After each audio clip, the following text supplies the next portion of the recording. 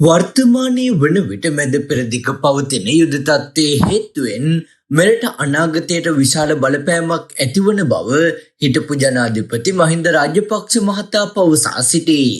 හිටපු ජනාධිපතිවරයා මේ බව පවසා සිටියේ තිස්සමහාරාම අකුරගොඩ සිරිමංගල විහාරස්ථානයේ අභිනවයෙන් ඉදිකළ ලද චෛත්‍ය රාජාණන් වහන්සේගේ කොත් වහන්සේ නිරාවරණය කිරීමේ උත්සවයෙන් අනතුරුව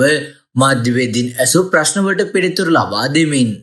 වර්තමාන රජය විසින් සිදු කළ යුත්තේ හිටපු රාජ්‍ය බුද්ධි අංශ ප්‍රධානී විශ්‍රාමික මේජර් ජෙනරාල් සුරේෂ් සලේ මහතා විසින් සිදු කළ සේවයේ ඇගීම මිස අත්අඩංගුවට ගැනීම නොවන බවද ඔහු සඳහන් කර සිටී. තම රජයේ පැවති ආණ්ඩුව සම්බුද්ධ ශාසනයේ ඉහළින්ම තබා වැඩ කටයුතු කිරීමට කටයුතු කළ බවද වැඩිදුරටත් අදහස් දක්වමින් මහින්ද රාජපක්ෂ මහතා පවසා සිටී.